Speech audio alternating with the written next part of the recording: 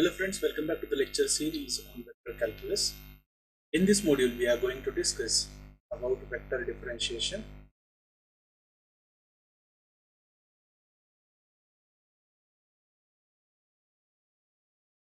In vector differentiation, first we have to understand what are the scalar as well as vector functions.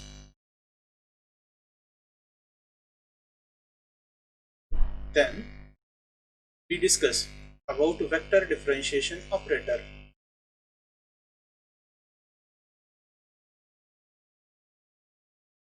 So before going to vector differentiation operator, we must know what is vector differentiation with respect to a scalar quantity as well as vector differentiation operator. So first one is vector differentiation with respect to scalar and then vector differentiation operator. And then how to apply this vector differentiation operator on a scalar function as well as on a vector function, that will be discussed in the module. So now let's start with the vector differentiation. Before that, we first consider what is a scalar function.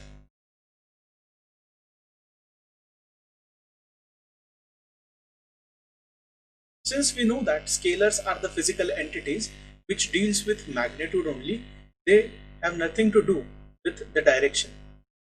That's it. That means to represent a scalar quantity, a simple real number is sufficient to give a basic idea about that scalar quantity. For example, if we consider weight of an object. So if we consider weight is 5 kg, so that number 5 will give a basic idea about what exactly the amount of weight that object will carry. Similarly, we can consider temperature of an object. So if we call temperature is 30 degrees Celsius, so that 30 will represent the amount of temperature at particular time. There are a list of objects. For example, if we consider the dimensions of an entity, so the dimension of an entity will be represented by a fixed set of rules, that is length, breadth and height. So this formula or the rule which sets the value of function by some variable set is known as a scalar function. So a scalar function can be defined as a rule which basically depends upon set of variables. We call it as in three-dimensional space. Suppose value of function depends on variables x, y and z only, then this phi is known as a scalar function.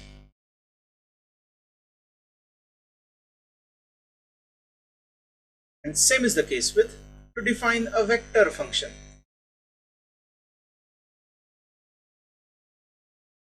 A vector function, say f bar, since we denote a vector quantity by bar, we call f bar is a vector function which not only depends upon variable set xyz, but also it depends upon a rule or a vector quantity. So value of this vector function not only depends upon variable set xyz, but it also depends upon a vector which defines its rule. For example, if we consider a water flow or the water flowing across a river, suppose this is your direction of water flow,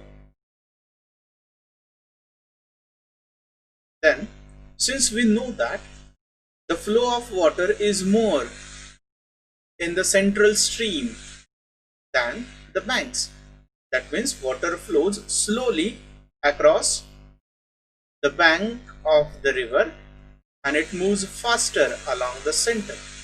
So if we consider an object is placed at different position, then if you note their movement, then these objects will move slower than these objects. So we can identify the path of their movement is little parabolic. This means velocity of these objects will be greater. So a velocity is a vector quantity, it has direction and it has magnitude as well. If we consider, if we change the position of these objects, suppose this is your position P1, this is your position P2, P3, P4 and P5. So depending upon your position, each will have specific values for variables x, y, z. Then if you change your values for x, y, z, also the position will be changed. So this vector function f bar depends upon the position vector. So in 3 dimension we consider position vector as I bar, j bar and k bar. And suppose this position with respect to these variables set x, y, z is identified by some vector f1, by some function f1 along x-axis, where that function will take variables x, y, z. Along y-axis, that position will be identified by some rule f2 taking variables x, y, z. And along z-axis, there will be a rule defined by f3 taking variables x, y, z. So in this way, we are going to define a vector function. So highlighted point to identify vector function is vector function f bar. It depends upon variable set x, y, z, as well as it depends upon its position in the Cartesian coordinate axis or the Cartesian coordinate region, for instance.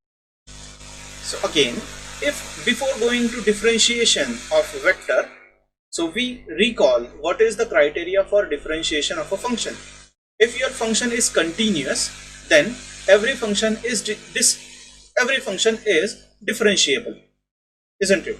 So same is the case with, since scalar functions are pretty similar to that of your ordinary function, so condition for vector differentiation is, or a vector function is said to be differentiable, is it has to be continuous with respect to variable set x, y, z along each coordinate axis, that is along I bar, j bar and k bar.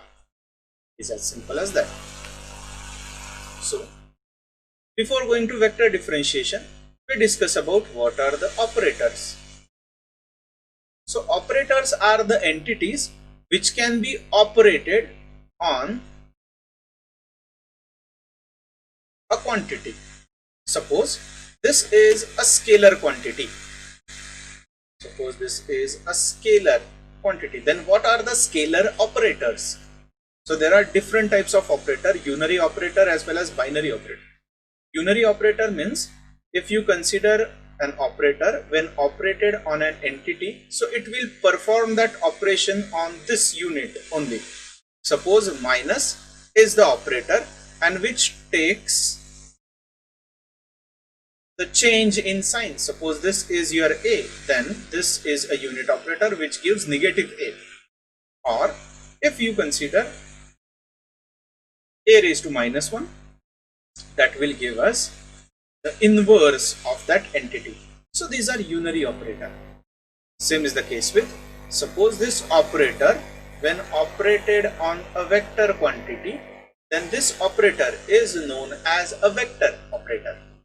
So for example, suppose this is a vector a bar and minus is, it changes the direction of that vector. Suppose initially your vector is directed here in this direction, and if you operate the negation operator, then the starting point will be same as well as magnitude of vector will be same, but direction will be opposite.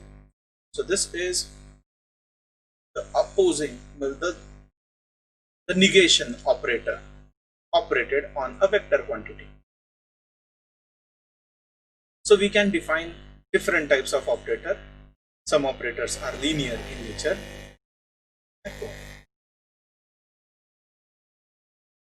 Define operators of several types.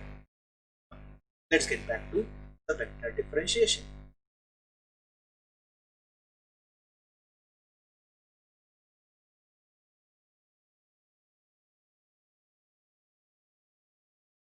So first we recall derivative of a function with respect to variable x. Suppose we consider f of x is a continuous function. Then we used to evaluate the limit delta x tends to 0 such that f of x plus delta x minus f of x upon delta x. So this is the definition of evaluating derivative of a function. Suppose x is a scalar variable and f depends upon x only, then this is a scalar function. This will be your scalar or the ordinary differentiation. But what about vector differentiation? Suppose we consider f bar is a vector function which takes only one variable x along x-axis, f2 of x along y-axis, and f3 of x along z-axis. Then we can define the derivative of f bar with respect to x. So this is vector differentiation with respect to a scalar quantity. As x is a scalar variable or a scalar quantity, we are going to differentiate a vector function with respect to a scalar quantity. So we are going to check the rate of change of f1 with respect to x, rate of change of f2 with respect to x, rate of change of f3 with respect to x along each coordinate axis. Then it is nothing but rate of change of f1 with respect to x along x-axis, rate of change of f2 with respect to x along y-axis, rate of change of f3 with respect to x along z-axis. So this idea is quite similar to that of ordinary differentiation when we are differentiating a scalar function, a vector function with respect to a scalar quantity. If your vector function, it depends upon variables x, y, z, and it is defined as f1 of x, y, z I bar plus f2 of x, y, z j bar plus f3 of x, y, z k bar. Then we can identify rate of change of f bar with respect to x. We can identify rate of change of f bar with respect to second variable y. Same is the case with rate of change of f bar with respect to z. So this is partial differentiation. So we are not going to partial derivatives of function. So we restrict ourselves in this module for calculating derivative of a vector function with respect to a single scalar quantity. Now here we define a vector differentiation operator.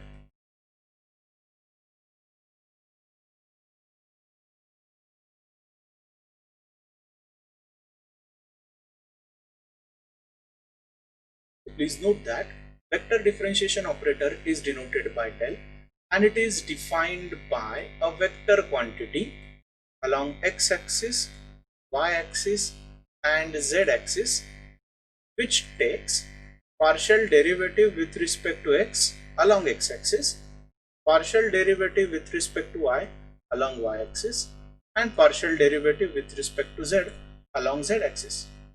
If you operate this vector differentiation operator on any entity, so it will operate this vector which will take partial derivative with respect to x along x-axis, partial derivative with respect to y along y-axis, partial derivative with respect to z along z-axis. Now, there are different ways to operate this vector differentiation operator. If we consider phi is a scalar function which depends upon three variables x, y, z, then we operate this vector differentiation operator which will take partial derivative with respect to x along x-axis, partial derivative with respect to y along y-axis, partial derivative with respect to z along z-axis. So if you operate phi on it, so phi will be multiplied to each term. That is, first term will be partial derivative with respect to x, I bar, partial derivative with respect to y, j bar, and partial derivative of phi with respect to z, k bar. So this will be your value for del phi. Here, since phi is a scalar quantity and del is a vector quantity, can refer it as a del bar, but for our understanding we just consider it as del. It has specific meaning, which is a vector quantity.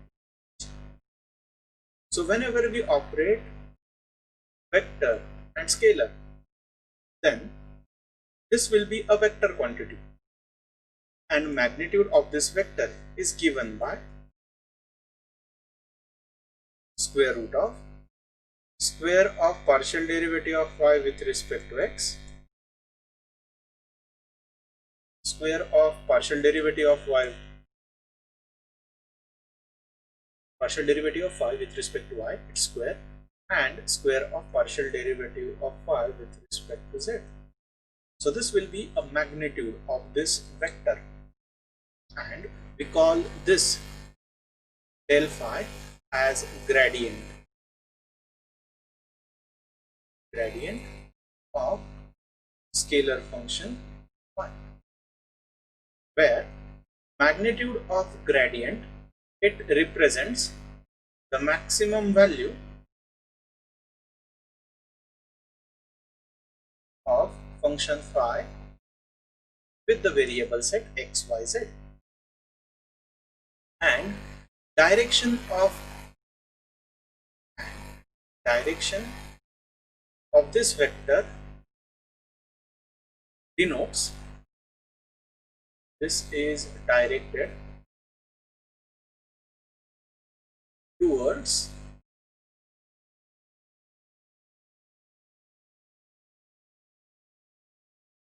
maximum value. To understand this, we consider one general example. Suppose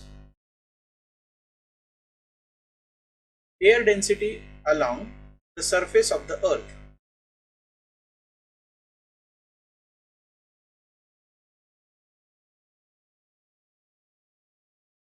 suppose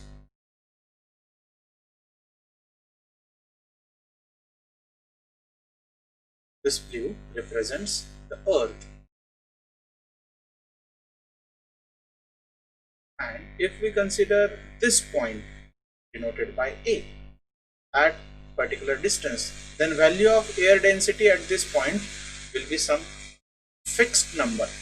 If you consider the same distance away from the surface of the earth, again value of air density will be the same, since air is uniformly distributed over the surface of the earth. So we can consider, let phi is the amount of air density,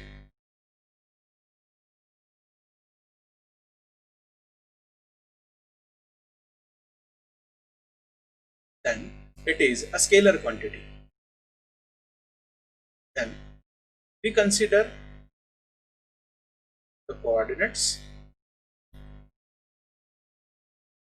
Suppose this is x-axis, this is y-axis, and this is z-axis. And we evaluate partial derivative of phi with respect to x, partial derivative of phi with respect to z, and partial derivative of phi with respect to y along each coordinate axis.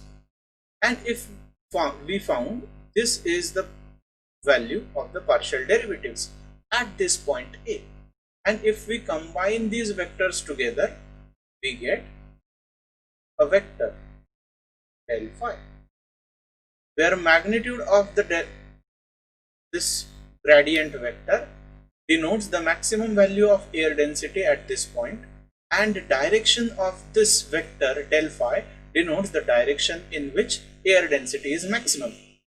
So since we know that as we go away from the surface of the earth, then value of air density goes on decreasing, and it is maximum towards the surface of the earth.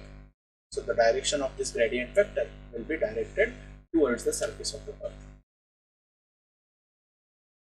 I hope you have understood what is the gradient and how to evaluate gradient of the field.